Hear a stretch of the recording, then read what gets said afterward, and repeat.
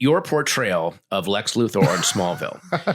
I'm not going to get into nerd stuff. It is I'm waiting for someone to write a deeper essay about this, like on Collider or the Baffler or something like that, or one of these news sites where what's it called when people have their own? You subscribe to their like blog site. A lot of journalists have these now. Your portrayal of Lex Luthor completely anticipated what we're going through now with people like Elon and all these other damaged tech bro millionaires who have all the money and all the power, and they just want to be cool and liked, and they will destroy the world if they're not. And the parallels between that portrayal and you portrayed a type that hadn't really existed up to that point.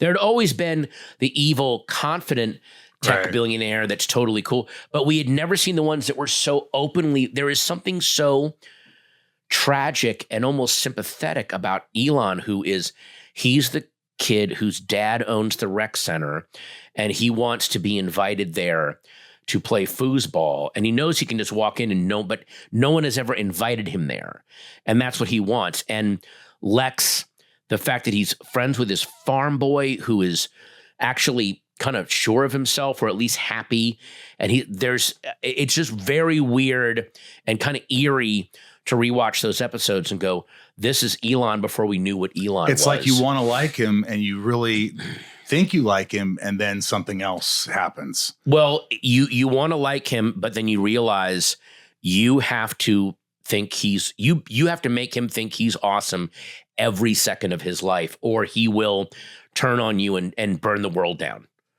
It is so amazing. Thank you, I think. Right? Well, no, it's an amazing portrayal, because there is always that weird, you play him very confident, but then there's that underlying thing of like, you'd better laugh at every joke I make. You better think like it's very eerie how this, I love this very intelligent, very cool, kind of postmodern superhero show kind of called the situation that we're all living in now.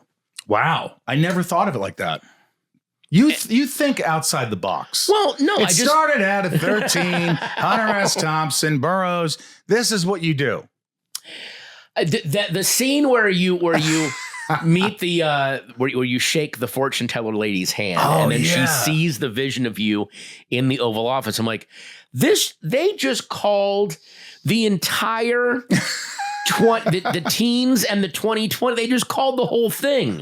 This is terrifying. It's like the Simpsons. Yeah, it is weird. I love those moments where what seems to be fun, disposable, pop culture entertainment actually ends up being weirdly prophetic. I love it. There's a not great financial thriller called Rollover with Jane Fonda and Chris Christopherson. This came out in 1981. It's not great, except the last 10 minutes completely predicts the 2008 financial meltdown and shows what would have happened if we hadn't pulled out of it. It's like crappy movie. Oh my God, this is the scariest thing I've ever watched. Wow. Yeah. So I just love stuff like that. I hear you. Yeah.